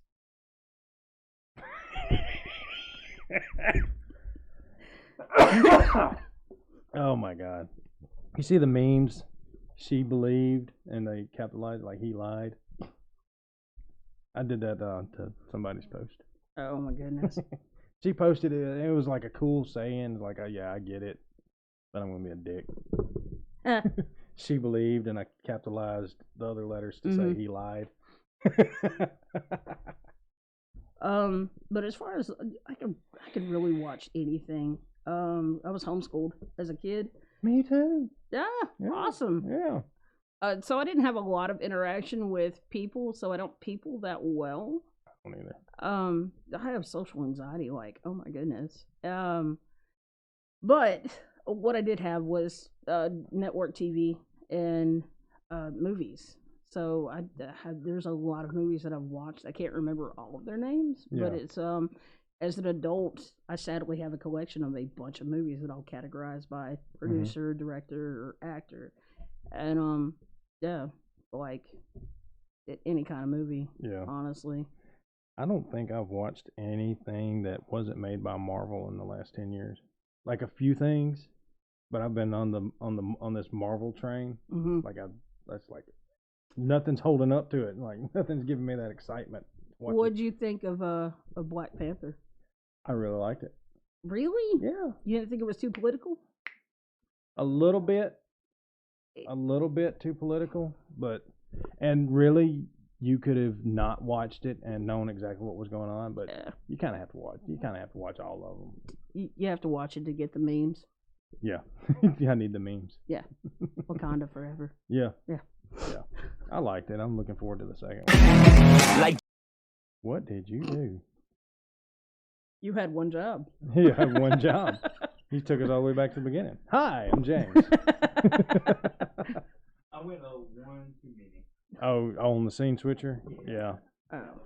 Yeah, that's why we need a stream switcher. So you just push that one button. Yeah, that button, that is all it does is like camera 1, camera 2. You know, it's got like a bunch of buttons. So that's why we need to get one. Outside of my knowledge, right there. I just write books and stab people legally. Legally? Sometimes. Oh, did you see that about that extreme? Do you like haunted houses? No. No. No. I was watching. I watched it briefly because I thought these people were fucking stupid and I couldn't subject myself to that. It's a horror house. You sign up for it. It's a waiver, and they will literally torture you. I'll pass. Like we were reading in the shop, we were reading some of the like some Saw shit. Yeah, we were reading some of the things that you could expect, and it's physical torture, everything from like rape to getting your bones broken, and I'm like, what, rape? Yeah, that's one of them. It's like you could be subjected to that, and I'm like, that's a crime. No, they signed up for it. I read one that they could have all your teeth pulled. No, but why? $20,000? Yeah, no, you're not pulling that my is teeth not. for that. Like, no, my college. I mean, I'll do a lot of stuff for a lot of money, but like $20 is $20. But no, I like my teeth. Damn, that's just. Who thinks that up, and who thinks this would be a good business venture? How many? Oh, he has a lot of people who have done it. Never made it. This is Do they tap out? Yeah, they tap out. You have a safe word. Safe words. Pineapple. Yep. Pineapple is my safe word. I fully believe that is why there are white jokes. There are places like that. It's like, yeah, you can pull all my teeth out. Just give me my money. Like, no. It's horrible. Dirty sexual things to me. Take my kidney. Take my kidney. I'm surprised that isn't in there. No, that's just like so many things could go wrong. And they were trying to talk me into doing this at the shop, and I'm like, if there's a 40-page waiver, that means somebody somewhere, like, there's a reason why there's a warning. Yeah. It's just like it has gone too far somewhere, and no. It's like they say, if there's a law named after a person, somebody died. Yeah. So, and if there's a warning or, disclaimer, then...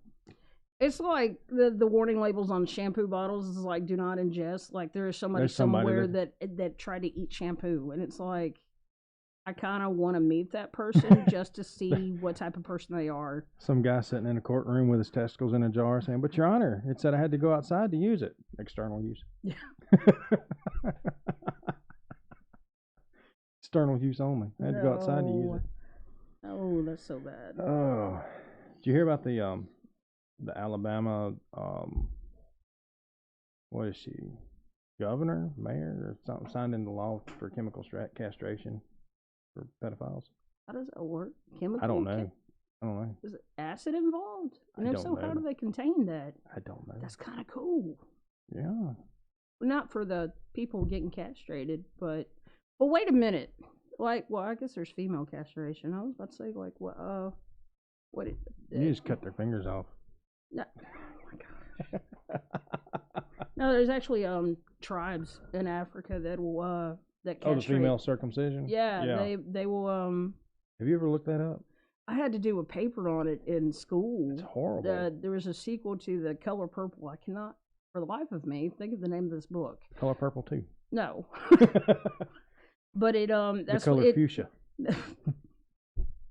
Anyway, I'm sorry. Magenta. No, it talks about this this tribe in Africa where that is the norm, and these girls that are like 13, Yeah. they go through that, and it's just, and some of them die, and then this whole thing is just something that you just chalk up like, it happens, and if you go against it, you get charged with treason, or you get put to death. It's just, you get put in jail because it's a custom. Like, you have to, because the way that sex is viewed in some places, it's not for women, it's for men, and anyway, that's something completely different. Yeah. It's off in left field. Way off in left field. Yeah, my fault.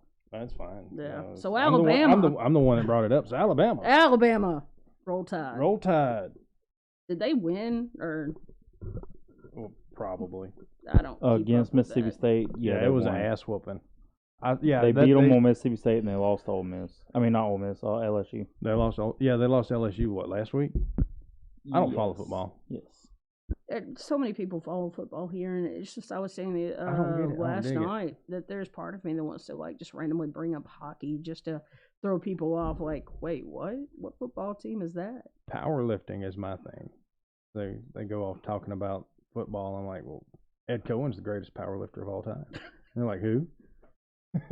Allow me to explain. So that's my sport. Like, I guess maybe because I was homeschooled, I never got into team sports. Yeah. Because, Yeah. And my parents bought me like a basketball goal and stuff to do baseball and soccer. I'm like, spoiled. Yeah. My mom, I remember I asked for this new thing that came out when I was a teenager called a CD player. And that's the only thing I asked for, and she got me. I didn't have one of those until I was like 15. Yeah, I was 15. Yeah. I asked for a CD player, and she got me an 8-track tape player. And she's like, it's just as good. And I'm like, no, it's not. Nothing new is on an 8-track. Like, and it came with she gave me like a Looney Tunes 8-track, and I'm like, thanks, Mom, you're the greatest. She was like, it's the thought that counts, and I'm like, you missed the mark. But I thinking back on it, that's probably my most favorite gift I've ever gotten, just because of the story that comes with it. It's like, that's my mom. She loves me so much. She tries, and it is the thought that counts. There's always that one song that's everybody knows, everybody loves, or they're sick of it, but they all know it word for word. Are we talking about Billy Ray Cyrus or no? No, we're talking about the very first time I heard Freebird. So you're in the other camp. Was on an 8-track tape player. I'd found an 8-track portable tape player in my grandfather's shop. It took just that standard, that little, looks like an 8. Yeah. Or like an infinity symbol plug, which at that time I had a crap ton of. Like, there was like a very prevalent plug style. So that's all I needed. Okay. Went home, plugged it in. My dad pulls out this big case of 8-track players, or 8-track tapes. Mm-hmm. And he's like, listen to this. So we listened to some things, and then he pulled it out and like, listen to this one. So, and it starts off all melodic, Yeah. And then like, yes, Freebird. So everybody's got a story for when they first heard Freebird. I used to sing at bars a lot, and everybody would request Freebird. Yeah. I don't know all of the words to Freebird. I know maybe 3 lines. The cool thing about Freebird, you start playing it, the audience will sing it for you. Yeah. Yeah.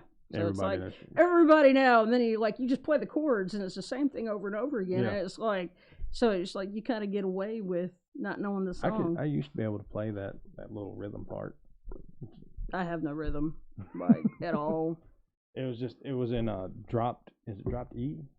Don't ask me. Dropped Like, E, I learned off of YouTube. No, I had a book that thick with chords, and I just like, I think I can pull this chord off.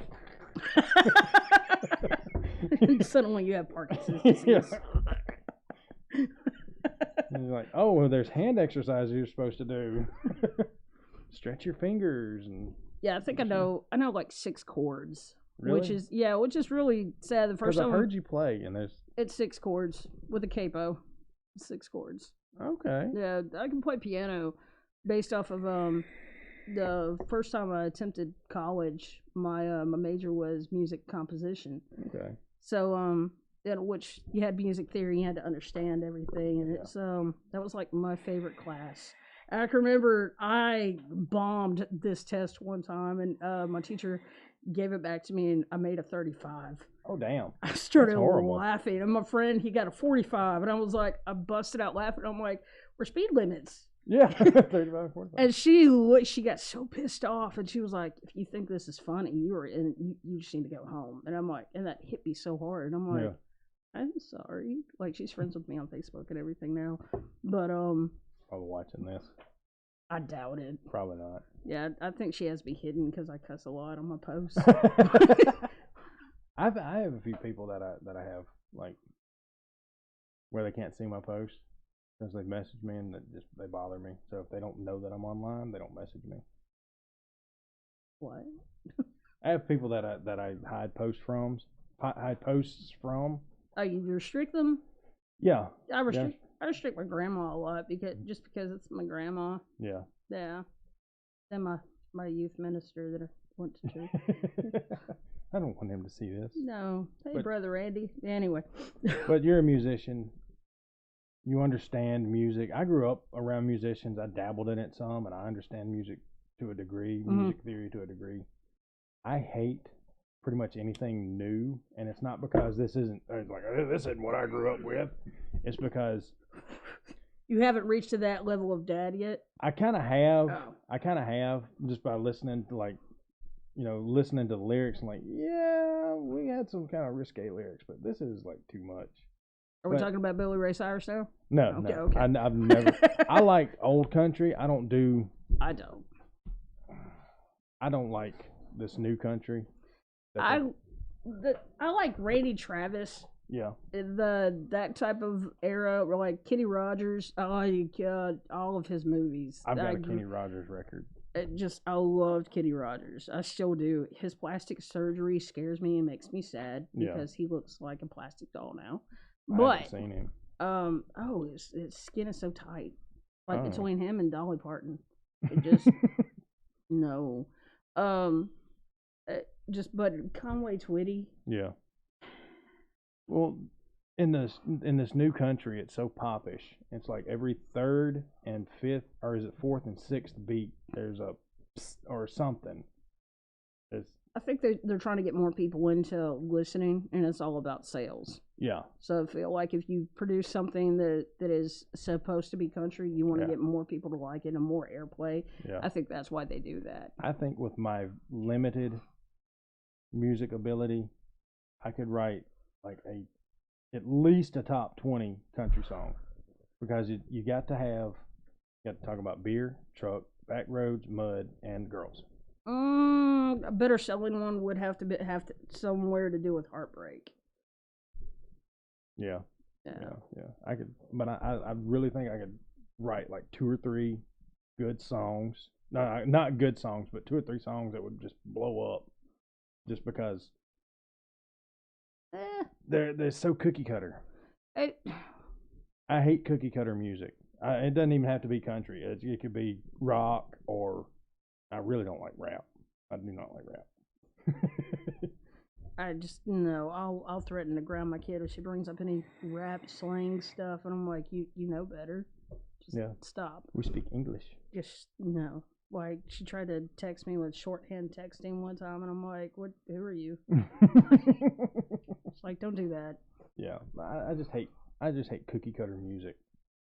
Yeah. Where it's like, oh well, I heard this song before. I like this song better when it was blank space, or Yeah. That's just me with music. That's why I kind of listen to the older music, because now you'll have a song that has 15 people write it, and it's just like the most basic generic bullshit. That's what sells. And then you'll have like something from Janis Joplin, or the Rolling Stones, the Beatles, the Who, Metallica. Is like, and like 2 or 3 people are writing this song. Yeah. it's what sells though. The cookie cutter, teeny bopper stuff. You know, it's just what sells. And there's something about listening to country music now, along with the cookie cutter rhythms. And I can't think of a country song that doesn't glorify alcoholism, smoking marijuana, or being promiscuous. You can't think of one? I can't think of not any of the new ones. There is well, no, I think you're right. I was about to say, I stumbled upon, I used to be a Backstreet Boy fan, like still am. Yeah. Go BSB. But one of them's kid is this country pop star now, or rising star, and he I can't think of the song that he sings, but yeah, no, he talks about moonshine in it. Yeah. So I was like, well, no. You see, I like Kid Rock. We all know how bad Kid Rock could be. Well, like when my kids are listening to something, like, okay. Is he still doing music?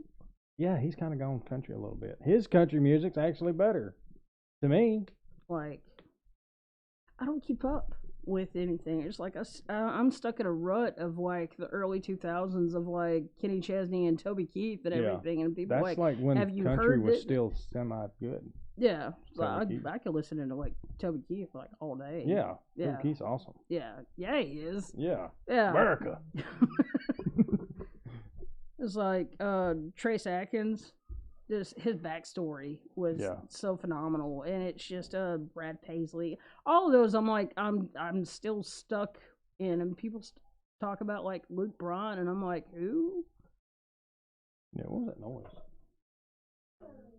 that noise? Luke Bryan. Yeah, it just no. Like my phone doesn't even like him. I'll have my phone on the internet radio, and it's on shuffle, so it'll play everything from like Mozart to country to there's no rap though, but and it started playing Luke Bryan one day, the whatever song that is that he sings that I can't think of it, but my phone completely shut down. I'm like, nope, not today. Yes, not today, Satan. Not today, Satan.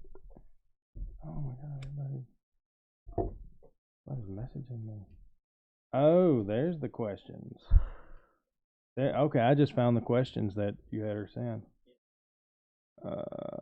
What's your work schedule like when you're writing? You don't have to answer. I'm just trying to find like a really good one.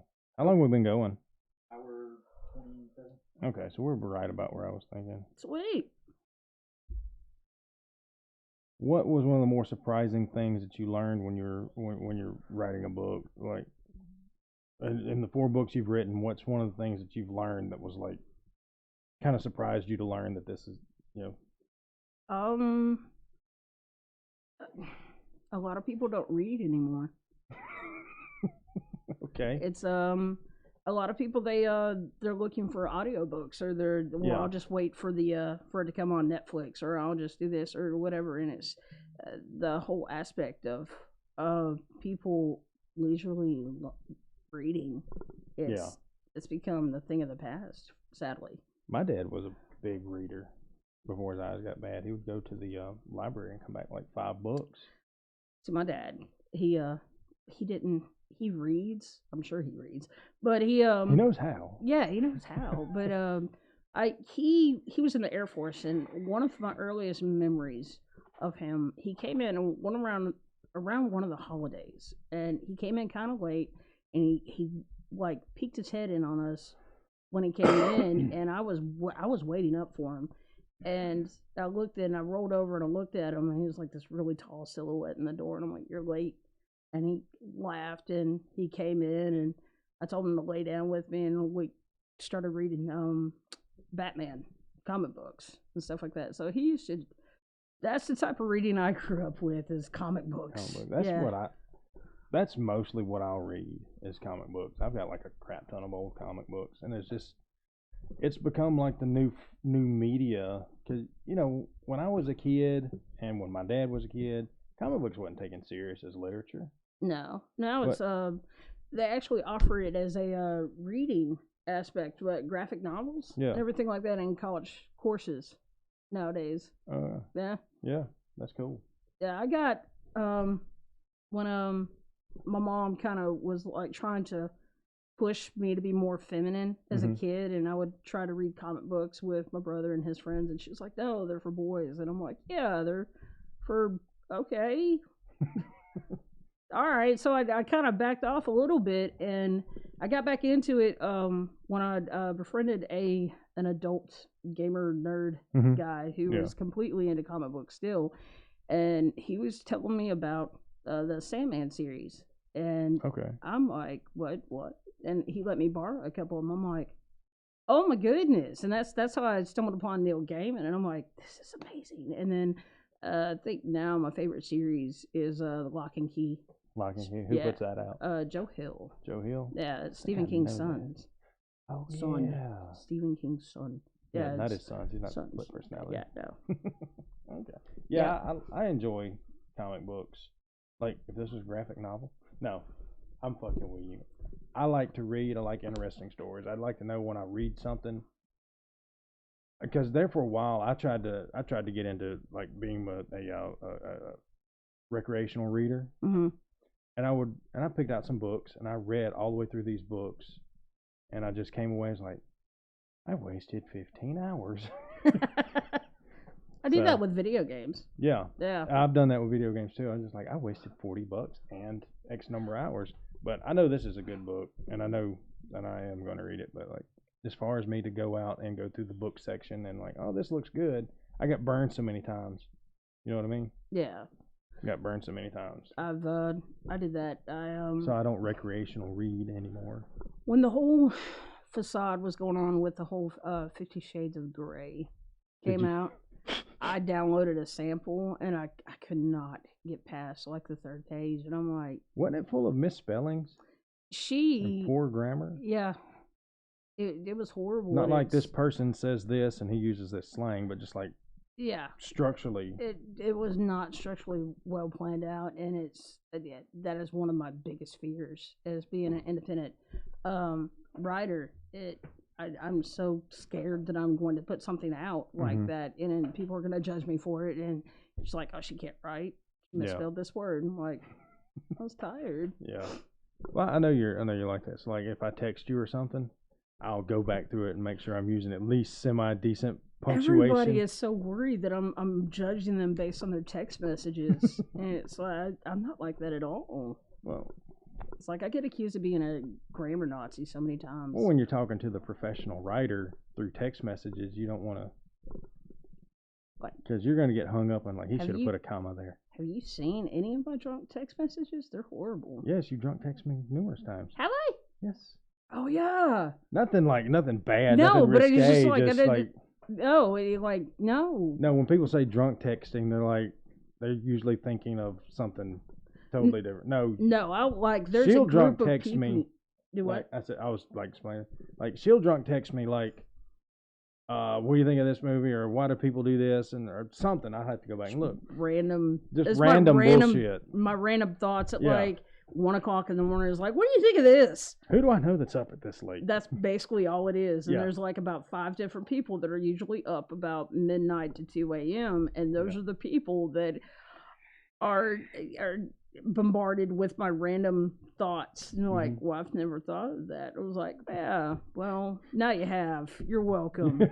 And then I'll wake up the next day and I'm like, I'm so sorry. I'm so sorry about that. Yeah, she doesn't send drunk texts like, we should have gone out or something. Like, it's nothing like drunk texting an ex. Not like that. No. You just drunk text your friends with random shit. No, I actually will delete numbers of guys that I've dated so that I don't drunk text them. That is a smart decision, because it's like I should text them. I'm like, wait, I don't have their number. And nobody remembers numbers anymore. Yeah, right. The phone remembers it. Yeah. I can remember my grandmother's home number, and I think the phone number to the police department. 911? No, like the direct, Oh. I remember my great grandmother's phone number and the number of the house that I grew up in. Yeah. So that's about it. And I think I remember my parents' home number. Yeah. Which they don't have it. I mean, everybody uses cell phones now. I remember the shop's number. I don't. You don't? Those are all right. my parents' old telephone number, my grandmother's number, because that was the first telephone number I ever learned, was my grandmother's number. It's like my grandmother was like my best friend, and I would call her. You know, the vape shop's number, police department's number, my own personal number. I actually remember more numbers than I thought. Yeah, I know. Yay! Surprise, surprise! Learn something about yourself. Adulting. Yeah, but yeah. Is there like another question on this list? Of... Oh, that was loud. It was. Yeah. We already covered. Stop bragging. Okay, what's one of your more interesting writing quirks? I think we kind of covered that. Yeah. Bad grammar. Oh, yeah. Writing quirks. I'll have a bad habit of editing as I go, and a lot of people do that, but you should not, because you'll get absolutely nowhere. I do that when I'm making a long post. I'll reread it. Well, that's different. Like, please do that. But it as far as like writing a book, don't edit as you go, because you'll never get done. Why it takes me so long to get done. So don't go back over it and just wait until you write out the story and then go back and edit. Okay. Yeah. What's your work and schedule like when you're writing? I mean, I'm always at the shop. When I usually get Do you write in your downtime, like between customers? I'll try to. A lot of times I'm usually, when I'm at the shop at night, I'm usually prepping for the next client. Yeah. But I'll try to get my writing done in the mornings. Normally, yeah, it'll be after I've gone to the gym. I'll like get out of the gym, then I'll go write, and then I'll go to the shop. Yeah. During peak season, I don't really get a chance to write because it's so hectic. We should collaborate on something. You've always said this. I have always said that. And I came up with a superhero when I was a kid that I think would be really cool, but I came up with it when I was a kid, and he's too much like a cross between Iron Man and Superman. I would get sued. Probably. Yeah. Not if you made him a woman. I can't like character create from a woman's perspective. All I know is she had like double D's and white hips, and that's all the women are. And super, yeah, but I actually had to do that for writing Heirs of Our Father. I had to write, because it's written in third person and it's told from a veteran's perspective, male veteran's perspective. And there's a couple of scenes in there where I had to randomly ask guys, I'm like, hey, when you check out a woman, what do you look for? Where do you start? They're like, what, why? And I'm like, just answer the question. And it's, so I scan from the ground up. Yeah, so it's like, what do you look for? Is because from a woman, what I look for is like more of a character type, what type of person they are. It's not really based on looks, because looks fade. Yeah. Now I know other women, they'll go for, physical appearance first. Yeah. But so I had to ask a couple of about 5 different guys, like, what, I don't know, like, help me be a lesbian, because I don't know what I'm doing. And after I got finished with these scenes, and I was like, I feel so uncomfortable. Just because it's like one guy's like, I notice a woman's smile, or I notice a woman's hips, or her ass. Guys are visual. Y'all are. We're visual, and then we get to know you. Yeah. You know what I mean? And that's why there's so many dudes with crazy women. Bravo. Yeah. It's just because it's like y'all see somebody that is like in your heads as somebody that you are physically compatible with. Yeah. And you overlook the warning signs. Like, oh, it's not that bad. It's fine. It's just I can fix that. Everybody's got that quirk. It's fine that they talk to themselves while they're angry. Then you wake up at 3 a.m. She's got her balls in your hand and scissors in the other hand. Like, what kind of women are you used to? That sounds horrible. I know a guy that's what happened with him. No. Yeah. I know a guy that's what happened with him. That's no. She was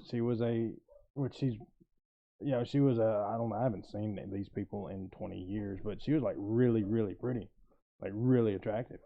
And apparently she was really, really crazy. He said they had an argument and went to bed, and he woke up and he noticed it was 3 a.m. and he felt something, and he looked down and she's holding his testicles and has a pair of scissors, and he kicks her. No. No. You gotta look for Barney's crazy hot scale. Yeah, I've seen that, and it's just like, Like she can be this crazy if she's this hot. I don't know it'd be, but then you come into the whole scenario, And then you where, wake up with yeah, like her holding her balls or whatever. scissors. Hey, it's just that's horrible. See, y'all don't need to focus too much on guys the are physical. really visual. Yeah, That's your I don't- downfall. yeah, That's the downfall. Yeah, Yeah. It's because you could have like this really crazy. and I think that's what makes women crazy because they go crazy trying to stay attractive. I'm not gonna argue with you on that because I've gotten It into can the whole. drive you crazy to try and maintain a look. Yeah, and if And- you don't care necessarily, then people question you as a person. It's Yeah. like, why don't you care about Why your don't you take- appearance? I'm like, why do you care about my appearance? But I've gotten Because into the the military taught me to scan from bottom to top. whole. I've gotten into the whole thing now to where it's like, I don't want to be one of those people at Walmart that have to get on a scooter just to go get milk or something like that. Me personally, as far as like the whole physical aspect of how appealing someone is, it's more of a personal venture rather than to try to attract, a man, because that's never gonna work out in your favor. It can be it's like fun for a while, but then that fizzles Well, like out. you said, looks fade, but I think if people take care of themselves, not so much this area, but they take care of their body inside and out, Mm-hmm. stay healthy, to me that's better than being a runway model or being a. I don't know. There's part It's of so me that hard kind of to- wishes that I could be a runway model. I have been trying to get abs forever, and I've recently discovered that is incredibly. Listening to other bodybuilders, professional bodybuilders talk, unless you're on the gear, you can't maintain that because you were so unhealthy with that low level of body fat. So so I'm just like, hey, I'm fine with my 15%. I don't know. There's part of me used to be. It was so envious of these women with the size 2 bodies and all that sort of stuff. And it's like I was talking with the girls at the shop, and I was like, in another life, if I had that kind of body, I'd be a stripper. I'm okay with that. Just Strippers making money. Yeah, Yeah, I mean, they those are make the money. only ones. It's like, and there's a lifespan on. A shelf life on strippers. But still, that's why you save. Yeah, save your Save monies, girls. I know a stripper. Like a and good one. Okay, Yeah, save your money. so it's not. You're cute like, now, but wait 15 years. I heard a horrible story. I heard a horrible story about somebody that went to a strip club, I think locally, and it's like one of the strippers was missing a leg. Not even kidding. And I'm like, how does that even? What? Like they had a wooden leg, a prosthetic leg that they took off during their show or something Because you don't want it to fly off and hit somebody in the face. Because that's a liability issue. Yeah, because I mean, guys get really close to the stage. Just stay out of my bubble. Oh. You're not allowed inside of my bubble until I give you $25. That's how much a lap dance is. I wouldn't know. I went to one twice recently. It's just, everyone I know is like, oh man, you need to go to a strip club once in your life. It's like one of those life experiences like you think people should say. I went. I mean, it was all right, but it's weird. I haven't had somebody's titties in my face other than my wife's in like forever. The one time that the shop came into an agreement of going to the strip club, I don't know. We started talking about IHOP, and then somehow, and I went inside to use the bathroom, and I came out, and it went from IHOP to a strip club. So I don't know what happened. But Because the hookers and strippers always go to IHOP. Do they? That's what I've heard. I know strippers like to go to IHOP. I mean, it's 24 hours. It's 24/7. They have stuffed. And bartenders. They have stuffed French toast. Yeah. Like bartenders, strippers, and hookers will be at these 24-hour diners. I did not know that. Anyway. Well, I used to work at a bar. You did? I did. That bar that I almost got kidnapped at once. Yeah, I wasn't going to let you get kidnapped. I didn't know that at the time. I wouldn't. I mean, it's my job. It's Yeah. my job to protect people. I was drinking tequila. I'm talking to you that's not even staring at me. I was drinking tequila. And we got there really late and the bar was almost closing. So I was trying to get my money's worth. And this guy walks up to me. He was like, I think you're going to come home with me. And I'm like, I think not. He's like, you've had 11 shots. And I'm like, why have you been counting? And I started like panicking. I'm like, I need a parent. And I looked around and you were like talking amongst everybody outside. And I'm like, I'm going to die. The bouncer's over there. Like, if I had seen you leave with him, he would have had a broke hand. Because I know you. I know you're not just going to leave with somebody. He was like 60. Like that, no. Oh, that would have been easy. I wouldn't even have broke a sweat on that. But no, so I don't know. There's some pretty tough 60-year-olds. I don't think he's one of them. So we decided as this group to go to a strip club in Memphis. Okay. I'm not sure why. I think back on this now and I'm like, that was a horrible idea, but whatever. So we get to Memphis and I'm still complaining because I wanted to go to IHOP. But I was like, I'm not gonna be a party pooper. Let's go to this strip club. And it was like me and two couples. And so we find this strip club, and in the car were two veterans and their wives. Mm-hmm. And in the parking lot of the strip club, it looked like there was this confrontation going down. And the two veterans were saying, no, that looks like trouble. And the wives were saying, no, we can go make friends. It's fine. And I'm looking at them, and I'm like, this is not in Neshoba County. This is Memphis. Yeah. You die here. Yeah. And they're like, oh, you don't know. And I'm like, I'm going to go with the veterans on this and say that's a bad idea. Yeah.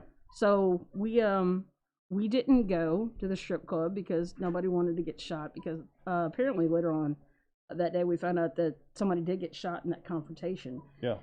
And the guy driving was actually the owner of the shop. He was making a tour of Memphis and he got lost. And then I was sitting there like looking around because I was like, I've never seen this aspect of Memphis, blah, blah, blah. And he was like, hold on, I'm about to flip a bitch. And I was like, what?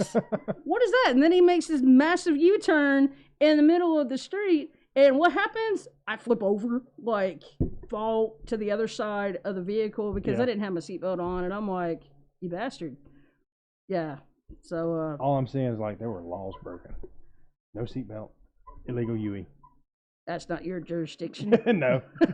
So that's how I think now, though. Yeah. Nobody can tell me a story about some stupid shit that was possibly illegal anymore without me weighing the legalities in my head. Like, well, I think we were almost in the bad section of Memphis, and so it's probably not.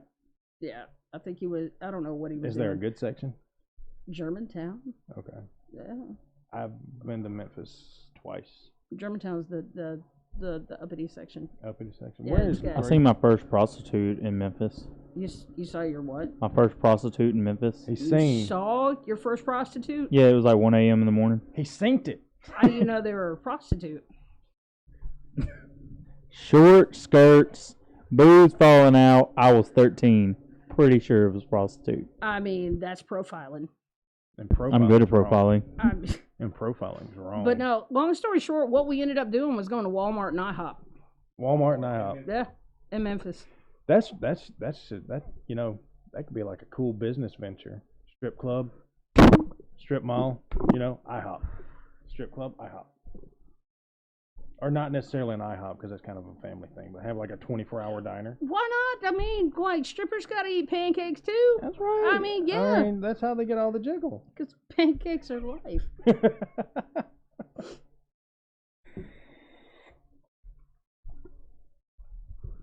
I like the strippers that have a little jiggle to them. I'm just being a douche right now. You're fine. It's funny, so it's fine. I'll allow it. It's my house. It's okay for my kid to say whatever as long as it's funny. Yeah. But she gets to the point where she tries too hard to be funny, and then it becomes really rude, and I just look at her. She's like, too far? And I'm like, yes. Too far. Too far. Since I've gone too far. How did you know? You took my phone. That's pretty much. Like, my phone's not working. I'm like, yeah, this app. It just shuts it off. Just shuts it down, man. It's awesome. Just kills it. Oh, anything else that I can think of? I am going to read this. That's a good picture of you on the back. Thanks. Just taking a pee hop. Taking it P-Hop? P-Hop. The P-Hop. For those who don't know, that's the Philadelphia House of Pancakes. Yeah. Yeah. I love that place. I like it too. Yeah. We almost got kicked out of there one time. I did get kicked out of there one time. Yeah, I was there when we almost got kicked out. We were vaping. I heard this story. Yeah. Yeah. We were vaping and in the smoking section, and we were clouding up the whole place. How dare you? Like, I think if you have a with, smoking, like, fruity flavored smoke. Yeah. Well, I mean, the big clouds are kind of off-putting, but I think if you're going to have a smoking section, a place dedicated for smokers, there needs to be a ventilation fan pulling it out. Yeah. You can't smoke there anymore. Yeah, that's my fault. That's our fault. Probably. No, it's just the city ordinance. There are no smoking restaurants. But that sucks. Yeah, I bet that irritated a lot of old people. That irritated me. Like, yeah, because I'm old. Heard the mic come on and then it went off. But no, I was writing a short story for class at Southern. Yeah. And I had went in there about 7 a.m. and I was finishing up the story. I'd ordered breakfast, coffee, and everything like that. One of the waitresses lied and said I'd been there since 5 or 6. Switcher. You're getting lost in the story. What happened? He's not switching cameras. He got lost in your story. Oh, I'm sorry. No, it's not your fault. Oh, Continue, but anyway, so I was writing this short story about this dog, and those are always awesome stories because the dog never dies. Anyway, yeah, and the owner takes the word of the server, and he thought that I'd been there since open, and asked me to leave. And he was like, "Well, my ladies, they make their money off of their tips," and mind you, I was the only one in the restaurant at the time, and I'm like, "I see that you're really busy, so I'll leave, I guess." He's like, "Thank you," and I'm like, "You're welcome." It was so weird. And I brought that up to him here recently, and he just kind of laughed and like, "Oh," I'm like, Fuck you. No, he's a nice guy though. Yeah. I don't think there's anything much else we can do. Thank you for coming. I think we're just gonna wrap it up, unless you want to just talk another 4 hours, No, it's fun. Like, I almost asked you if you wanted me to bring my guitar. Next time. Next time. On Dragon Ball Z. No. And that's where you get flagged. That is no. But anyway, it's been fun. Thanks for coming. Thanks for having me. Do you think of any more interesting people we could have on here? This has been fun. People. People know me. I don't know people. I don't know people either. And I know like 5 people. I know you, Christina. Yeah. You could interview her about what it's like to be a mom. No, no, because we'd leave this podcast with divorce papers. No, I'd be sleeping in here. But that couch though looks nice. Yeah, that's not even our couch. I mean, who's Kyle's. Oh. Kyle was staying here for a while, and that's his couch. So I have a couch like that at the shop. Really? It's my sleeping station. I love sleeping on a couch. If it's a good couch or in a recliner, I like that way more than sleeping in a bed. That couch looks like crap because my dog, Shadow, went through her puppy stage and chewed up on everything. Yeah, chewed up the bottom of it. But if you're a little bit tired and you sit down on that couch, you go to sleep. It's amazing. I know. We've got double recliners that were given to us. I don't have money. Okay. Like here? Or yeah, no, they're in my room, in our bedroom. Yeah. And that's the plan was like, that's mine and her place. We'll sit there and watch a movie in our room. Mm-hmm. And if I sit in them, I'm going to go to sleep. Like, I really prefer sleeping on a couch or sleeping a good, comfortable couch or in a recliner. That's the old age. Probably. Yeah. But I've been like that for years. But anyway, thanks for thanks for being here. Thanks for coming on. Thanks for inviting me. I hope this kind of gets people out, gets people to know who you are. Heirs of Our Father. It's Heirs of Our Father. Find it on Amazon. The link will be in the description. You get an ebook or paperback. Get the paperback, so you'll have it forever.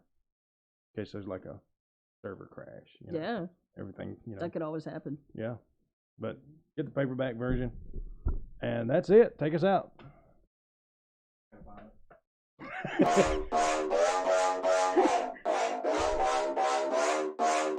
yeah. We're just getting started. I know that you want it, baby, just get on it, ready to go. We know how to party, pull out the Bacardi, feel it in my body, put on a show. Yeah, let's go.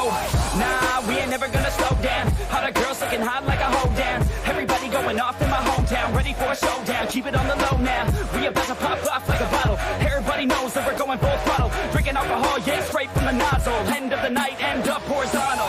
They know they want something more. They know they want something more. They've never heard us before. They've never heard us before. A sound that's hard to ignore. A sound that's hard to ignore. It's time to even the score. Everybody like we hate it.